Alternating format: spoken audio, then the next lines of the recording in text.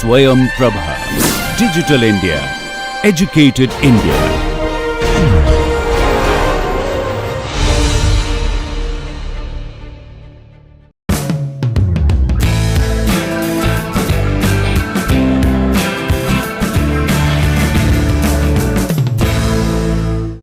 Yeah, we have been talking about kinetic models for non-catalytic reactions, and all the reactions we have also divided into 5 or 6 categories A, B, C, D, E, F. Now, we will discuss kinetic models for reactions of type A and B, that we will write here. Kinetic models for reactions of type A and B. I think I have to tell you a few words for connection. Maybe you can take this one as notes. Okay. Yeah, type A reactions are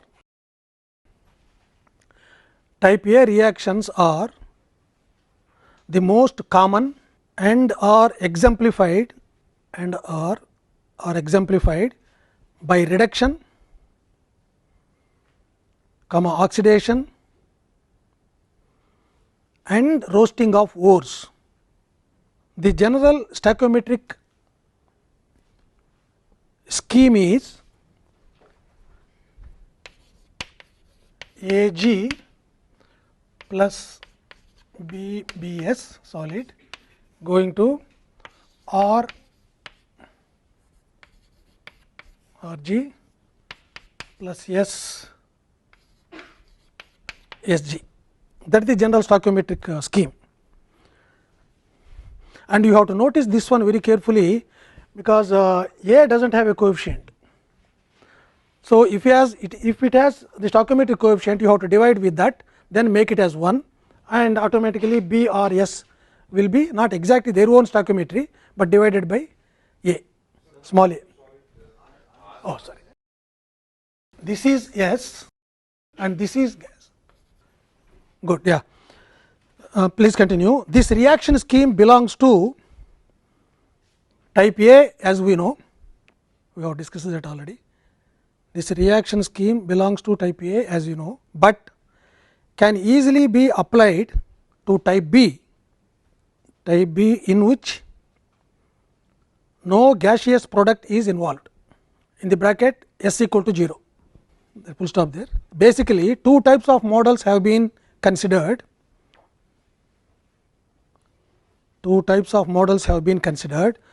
One in which the solid is non-porous, and one in which it is porous. Since full stop there, since most of the ores are non-porous,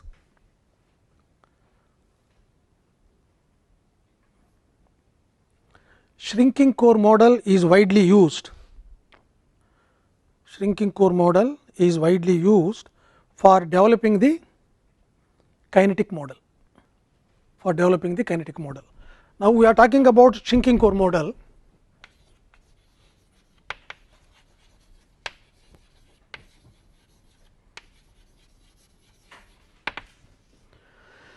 You can also write this. This model can also be called as sharp interface model. I think let me also write that.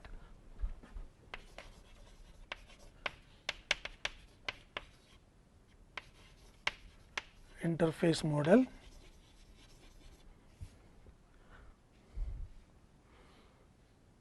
And also shell progressive model.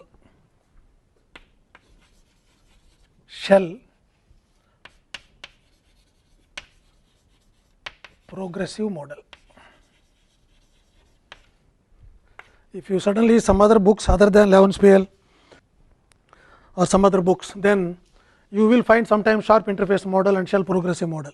You should not think that it is a different model. Broadly in chemical reaction engineering, the way the subject is explained can be divided into two groups. One is Levenspiel group, the other one is Smith group, right. So, all Levenspail group people will follow his notation, that is why A plus B going to R plus S. In many other books like Smith and Carberry, they write A plus B going to C plus D. Okay. And of course, you would know, or definitely you should have studied about the epsilon as the volume increasing factor. Okay. Yeah, that epsilon was introduced by Levenspail, whereas if you see Smith group like Carberry and other books, it is not there. So, they write every time for gas phase reactions the number of moles, and then find out mole fraction and find out partial pressure, and then try to develop the kinetic model. This difference also you should know, because there are two approaches. Epsilon is blind approach, like our coaching center. You do not have to explain anything, calculate epsilon, substitute there, and then integrate if it is a design expression. Okay. Otherwise, the other group, every time you have to write the equation, how many moles of A converted, how many moles of B converted, the others formed, and then total moles, mole fraction, total pressure, you will get partial pressure, that you introduce, and then that also can be used. At the end, both will be same. In my reactor theory course, I normally tell these two approaches, and also tell that both will give exactly the same result. But Levenspail approach is direct substitution without thinking much, right. But whereas there every time you have to use your brain, but normally we do not like to use our brain every time. So, that is the reason why that coachings, epsilons, stickings and all that is easy for us. Okay. So, these are the other names for the shrinking core model. Then as we know, definitely this is used for non-porous, right. And what is our general procedure? Our general procedure is first to identify a single particle and then draw the profiles, and after that write the equations for each profile, mass transfer steps and reaction steps, equate all of them, and then finally you will get a rate, which is called the global rate of reaction, because every intermediate step where you cannot measure the concentrations are eliminated, and finally it is expressed in terms of only measurable quantities. So many times I am repeating this, you should remember if someone asks what is global rate of reaction. What are the other names for this? Overall rate, observed rate, okay. Sorry, yeah, measurable rate. All these different books use different things, but that is what is automatically comes for heterogeneous systems. For homogeneous systems, it does not matter, both are same. Okay, good. So now this model, before drawing the picture, we also should have some assumptions, right, like any model. So the first assumption what we have is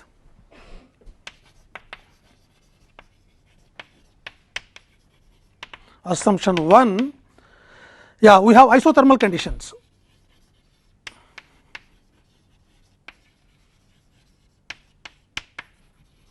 Second one, easy to understand, constant particle size.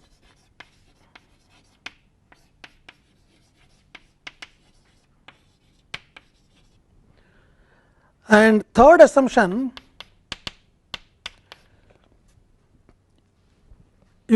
equimolal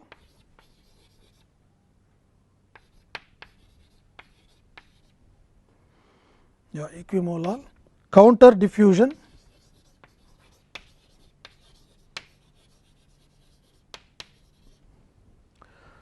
of gaseous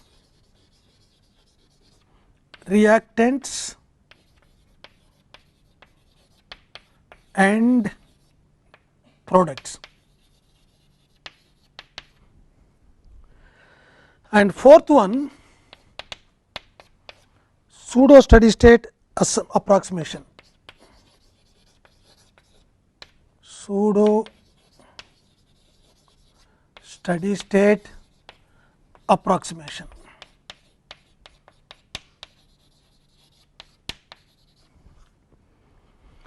And the fifth one, to make our mathematics simpler,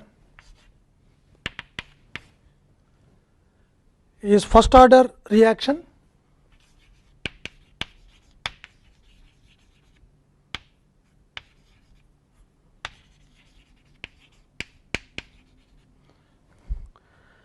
first order, okay, not only first order irreversible reaction.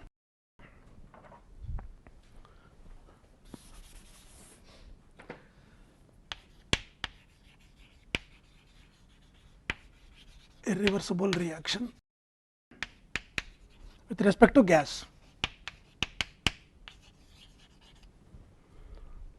Okay, good. So, these are the assumptions, and of course, this is easily understandable. Constant particle size, you know, during the reaction I told you one example where calcium oxide, when it is reacting with calcium SO2 in the presence of oxygen, calcium sulphate, where the particle slightly grows bigger because the molar volume. So, that is the reason why in many reactions this increase in particle size many times happens, but right now it is mathematically slightly complicated. That is why we are not considering that particular aspect, but we assume that we have constant particle size, right. Then this equimolar counter diffusion, because we have the gas phase going into the pores for the reaction to take place on the surface of the core, right, and the products have to come out. So, if you take multi component diffusion, again mathematically it is more complicated. So, to start with, we can assume that equimolar counter diffusion for the products and gas. So, that assumption is clear. Pseudo steady state assumption is a very beautiful assumption for gas solid reactions, and I will explain that when actually we are deriving an equation for one of the steps, that I will explain later. And of course, first order with respect to gas, irreversible first order, and again to simplify the mathematics. Okay. If I do not have that, again mathematics will be really complicated and we lose track of the physics, what is happening in the problem. That is why to start with, we always start with simple assumptions, so that we will understand what is going on. Yeah, Shekhar? Sir, the third assumption, when we say equimolar diffusion, because A has only 1 mole and the product S has S moles. Yeah.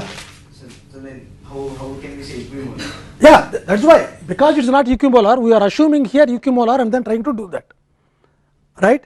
If you are actually taking the actual number of moles, we do not have to assume that, right. So, that is why if it is 1 mole and then this is 2 moles, effect may not be that much, but if it is 1 mole, that is 7 moles, definitely there is effect, right. That comes in the form of your diffusion, product diffusion, that also I will tell you in one of the steps. So, this is the reason why, to make the mathematics simple, so that we will understand the physics, that is the reason why we are going for these assumptions. Okay. Otherwise, in actual practice, if you want to do, you can't, I mean, for example, here I have not told implicitly one, all particles are spherical for us, but you can never see that kind of beautiful spherical particles except when you are playing your marbles. Okay. Marbles are beautiful spherical particles. Other than that, in chemical industry, no one makes that kind of spherical particles. This is ore, please remember. You are now digging out the ore and then you are using those particles. You can never expect spherical particles, but in spite of that, we use mathematical equations only in terms of spherical geometry, because it is very easy for us to imagine how the symmetric diffusion is going through this particle from all sides, equal diffusion symmetrically. So, that is why all these assumptions are to make our mathematics simpler, right. So, our next step is now to plot the particle.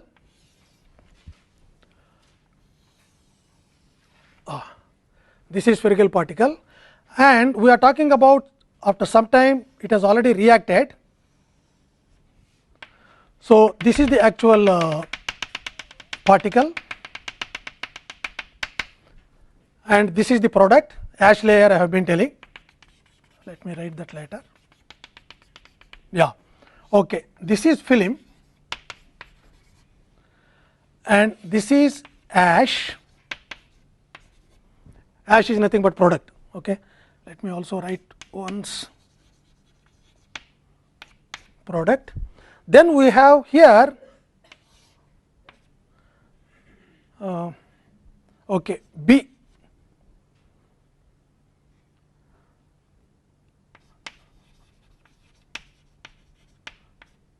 Reactant B, and in fact, what we have is here gas is moving. So, A.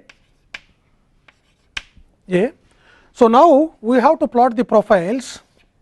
So, that is the center, this is R C, this is capital R, and this is the film. So, this is film again, of course,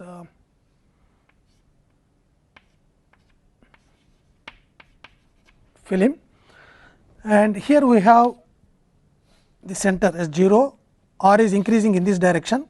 I have here what is called RC, this is the core, and here I have the capital R, which is the size of the particle, right. And this side also I will try to, yeah. So, this is RC, capital R, and this is the film. Good. So, anyway, I do not have to ask you many times, but I can simply draw this.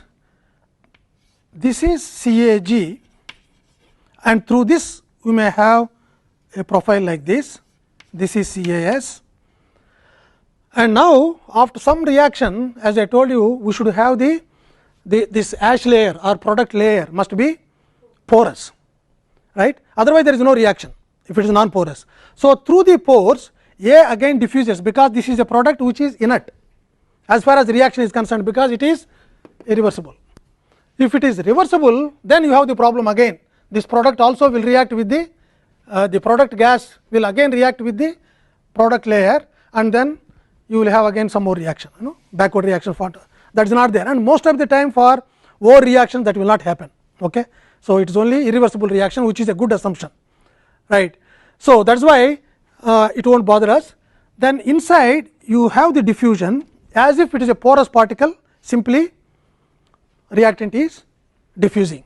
So, this on the surface of this core we have CAC, because it is non porous, it cannot go inside, reaction is taking place only like this, and then slowly because of the reaction this core shrinks, and then finally everything is converted. And our aim here is in the kinetic model to find out what is the time required for 100% conversion of this particular particle, right. So, our kinetic model should give us that information, then afterwards we will try to use that information in the actual reactor design. Good. Yeah. So, this is one RC and CAC, CAS and CAG. Now, we have to also plot a profile for the solid. This is very easy, we have also discussed in the last class. So, if I start with CB or CB naught for example, then I will have, yeah, here it is 0, then only CB naught here, which is CB naught. Of course, here I have to put dash dash.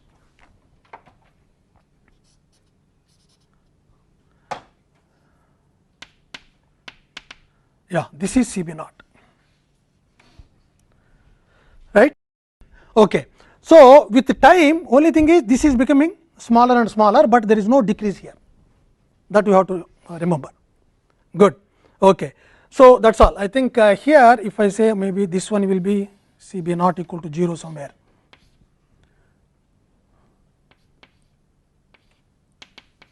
So, outside of this it is 0, here everywhere it is 0 except on this point. Good. So, now what are the steps we have to take to develop the model? This is the universal procedure for all heterogeneous systems. We have to first draw this diagram. I tell you this diagram is not that easy for you just to copy.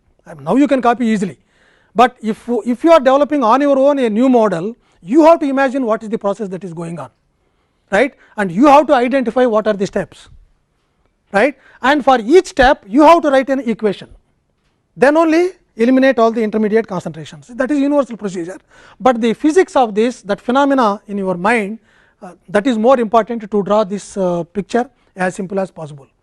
That is why even though I am telling you many times, it is not that easy for you. The moment I say that okay, I have some other particle with two gases, for example A plus B also going to A plus C and B, B is the solid, and I have A and another gas also C, and if I ask you to draw that picture, you cannot immediately draw unless you imagine the process, unless you have the clear understanding of the process, right. So, this is why most of the time in all these processes one should have the physics behind your mind.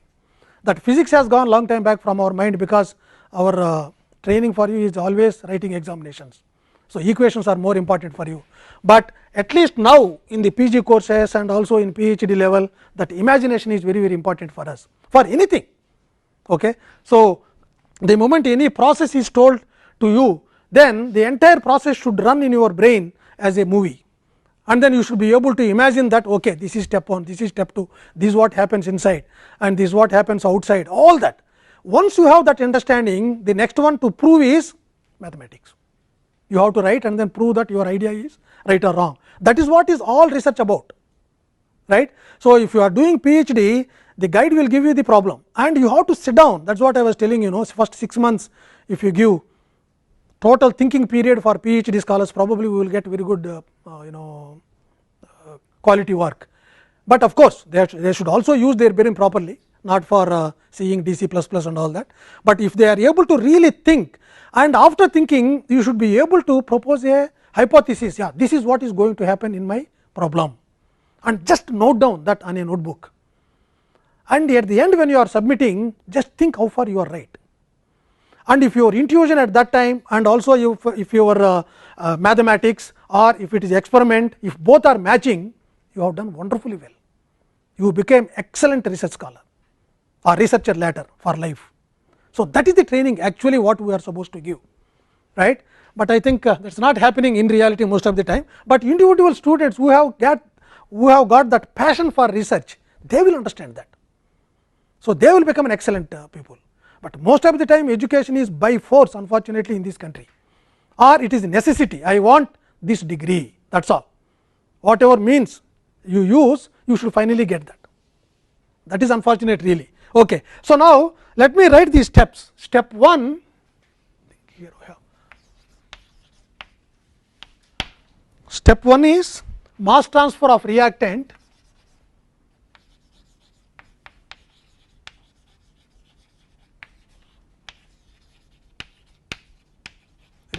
through the film, across the film.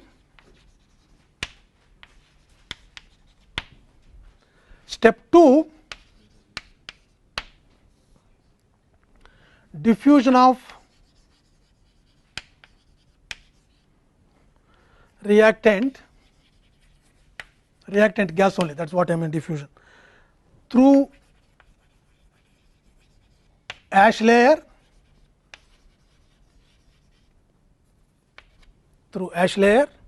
and step 3,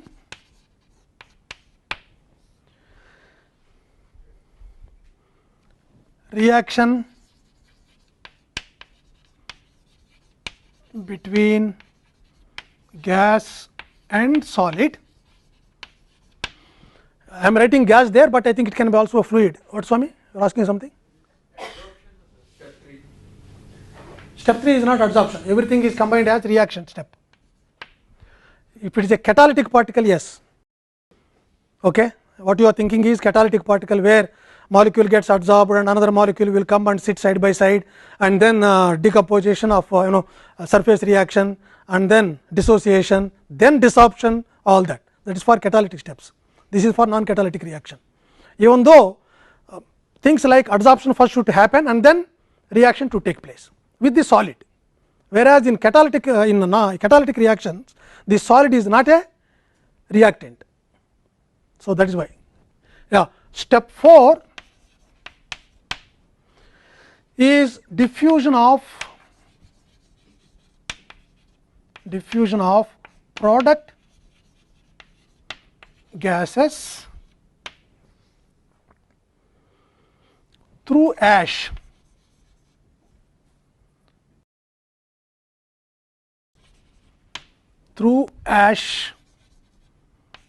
layer to the surface. That is the one. And step 5 is mass transfer of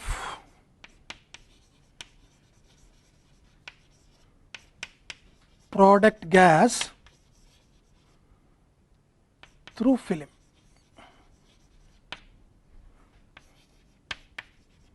To the bulk.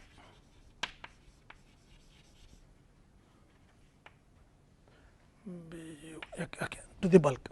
These are the 5 steps, and we know very well that because it is irreversible reaction, these 2 steps can be knocked off, because they are not affecting our rate of reaction. That is why simply. So, we have only these 3 steps, okay, for irreversible reaction.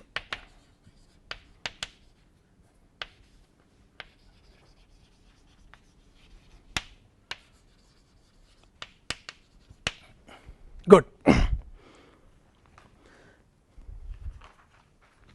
Yeah, of course, if I have type B, again same model, right, but only thing is there is no gaseous diffusion. Anyway, these 2 steps will not be there. The reason is there is no the product gas coming out. So, that is why the same model can be used. Good. So, now at steady state all these 3 steps must be equal, right. So, at steady state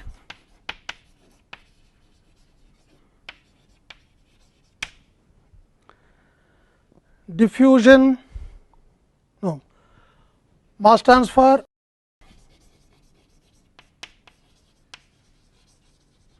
of reactant A equal to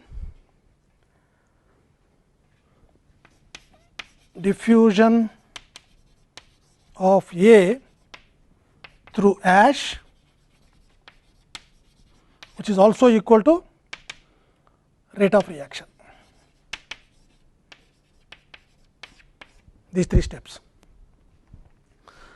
Now, we have to write in terms of an equation all these 3, right.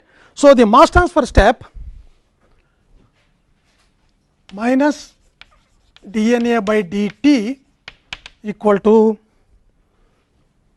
4 pi r square kg. That is why this helps CAG minus CAS. This is equation 1. Yeah, this is also equal to minus dNA by dt. Second step is, yeah, okay. By the way, what are the units of minus dNA by dt? Moles per time. So, if I want to express that one as a flux, I have to take one of those areas. Okay. So, now I am multiplying by this area 4 pi r square. So, that is why it simply becomes rate of mass transfer, that is one. So, now the other one is diffusion through the ash layer, that we can express anywhere inside. I can express here, I can express also here, I can express anywhere, but only thing what you need is a concentration profile and a derivative of that with respect to R. Okay. So, if I know, that means it is nothing but Fick's law. Na equal to, you have, or Ja equal to minus d into dCA by dr or dCA by dz, that concentration gradient I want. So, that is why we will write that equation and then try to think later how do you get that 4 pi r c square dE. A few sentences about dE I have to tell. This is dCA by dr. Now, there is a condition at r equal to RC, otherwise I cannot take this area. If it is r equal to capital R, still I can use, no problem, right, but this will be 4 pi r square, right. Okay, good. So, the next one is rate of reaction equal to, we have now 4 pi r c square, that is where the reaction is taking place, okay, and Ks surface reaction, and Ca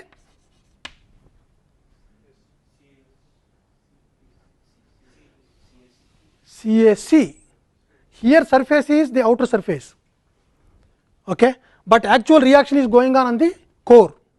This is the core. Okay, I think maybe I would also write here core, that is the core. So, that is why please remember that this is where most of the time we will write, we will make the mistake. Even though it is simple things, I say I am only trying to find out, point out very simple things, because most of the students make simple mistakes and think that in the examination they have done correctly, and then scold the teacher that he is not giving the marks. Okay. I mean this is the normal thing. Okay, good. Yeah, these three equations what we have, and what is the procedure now?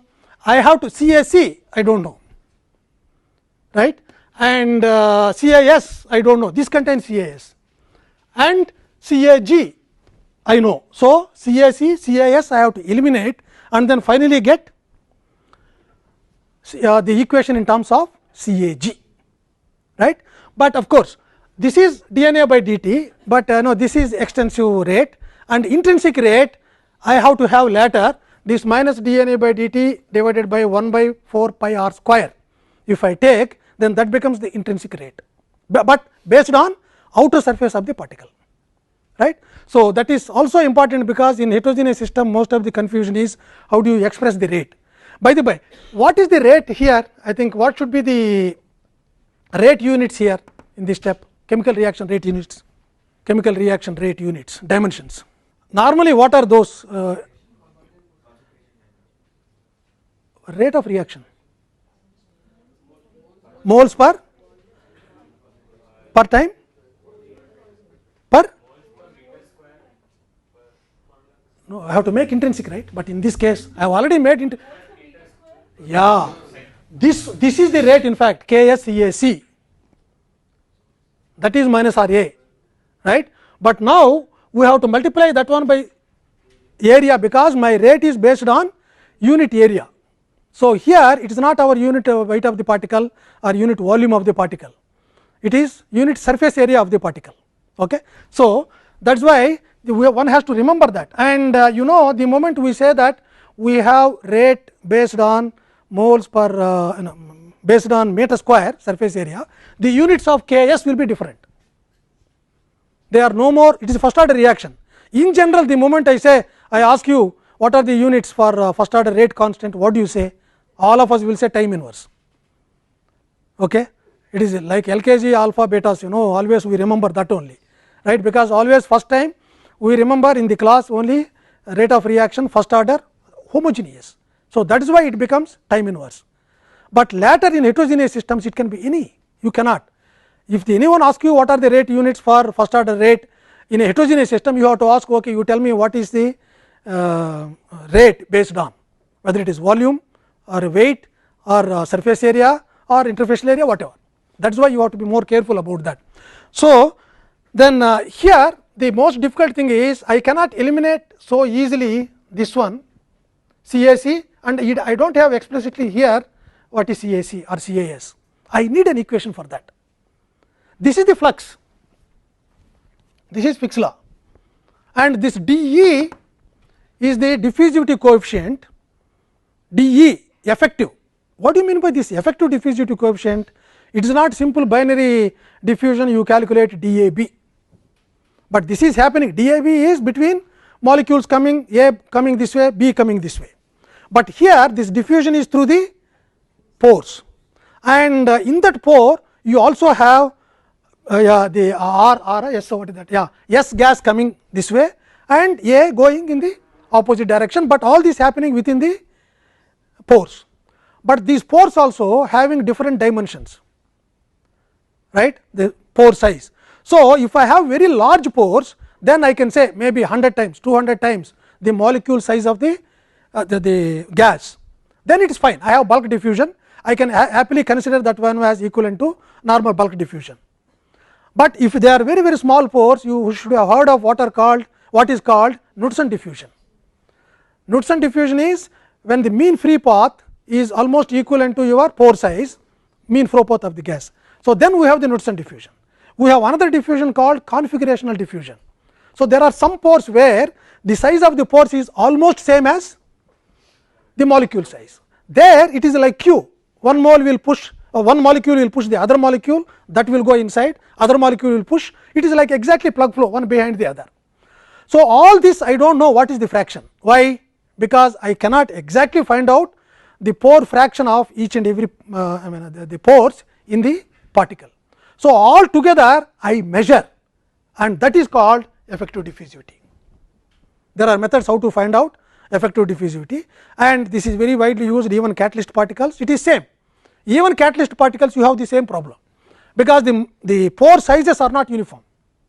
right. Yeah. So, that is why if you have one pore, that is why zeolite catalysts are very easy to characterize, because the pores are almost uniform for a given catalyst, whereas here when you are making the catalyst it is not that easy. So, that is why this effective diffusivity is a fitted parameter, what we call. That means, you take the data and fit that dE value, so that your experimental data and model will be fitting satisfactorily.